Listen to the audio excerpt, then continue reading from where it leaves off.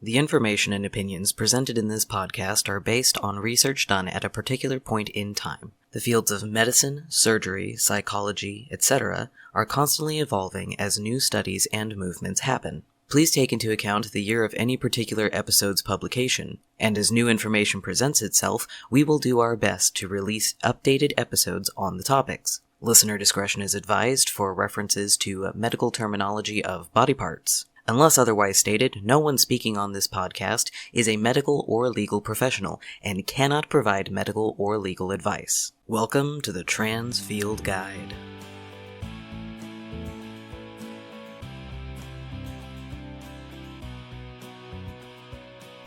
So today I have both Beck and JD on the show. Woo! Woo!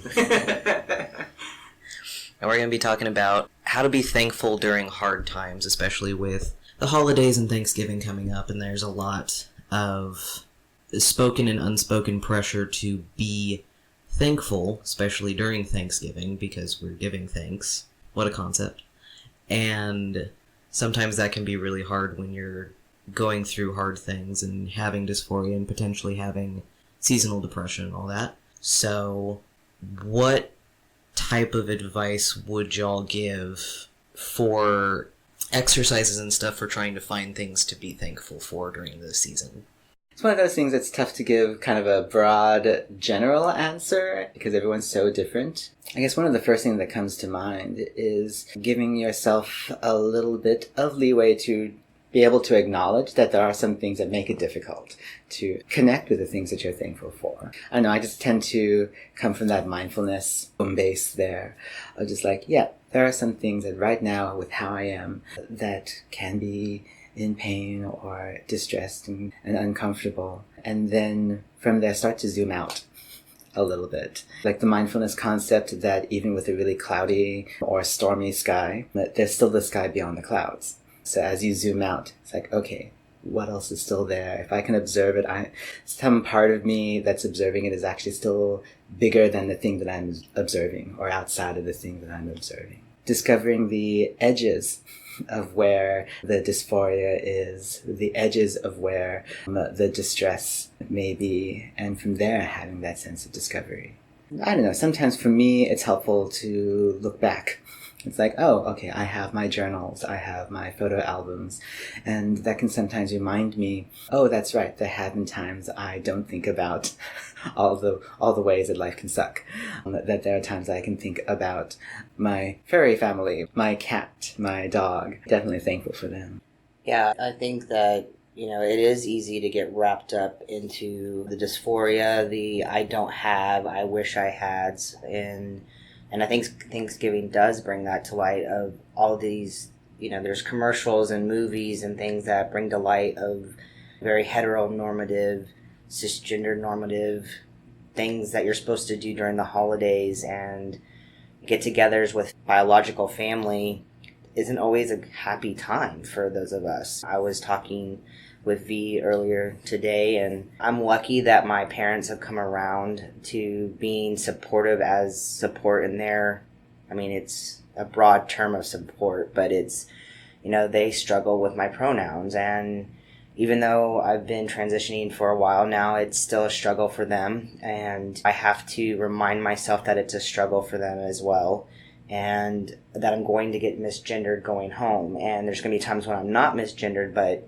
it's easier to get wrapped up in, okay, 9 out of 10 times I was misgendered, or 8 out of 10 times I was misgendered, so they only got it right 2 times today. And I know that there are other brothers and sisters in this community that don't even have family to go home to because they've been disowned and those types of things. So then my suggestion on those things is, again, I have to, like JD was talking about, looking at, okay, my parents got it right twice this time. Or if you have a friend network, and hopefully that's something that you're working on in this community, it's really important that we have support, is create a Friendsgiving of your own. Opening your home or apartment or someone that has a space where other people in this community that don't have family can come over and have a Thanksgiving or a Friendsgiving or whatever you want to call it, and being thankful for those people in your life and choosing to spend time with the people that actually support you completely and wholly and love you no matter who you are. So I think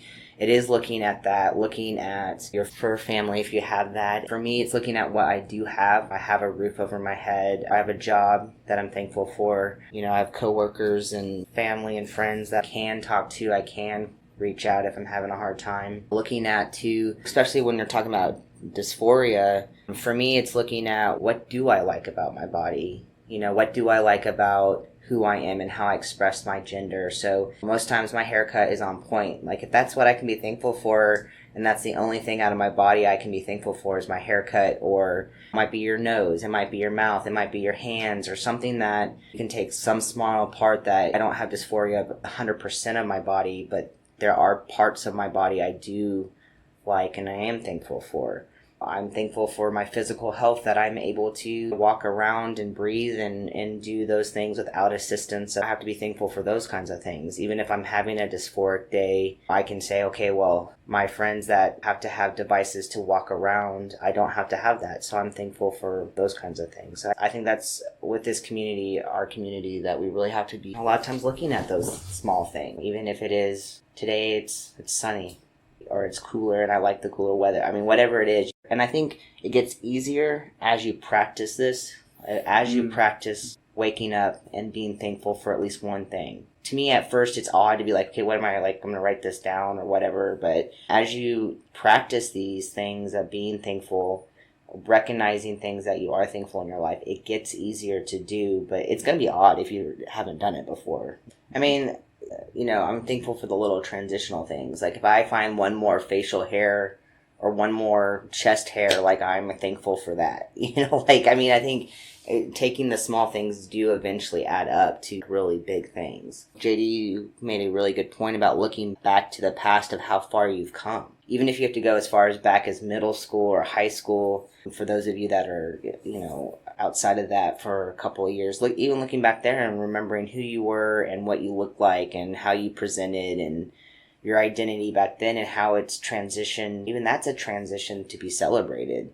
I think it's also important to be able to be thankful for neutral or what feels normal, the things that we take for granted so easily. I think sometimes we can also get stuck in our own narratives. So connecting in with someone else's narrative for a little bit can shift your perspective. I had forgotten how delightful it is to just have business cards. Some of the interns that are working with me finally got their business cards in, and just seeing them light up, it's like, look, I'm official.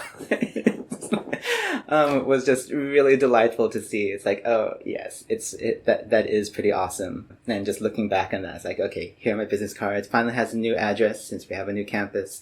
But I also remember, and I still have them in my drawer, my business cards and my name tags that kind of follow my progression through my license and through my position where I work.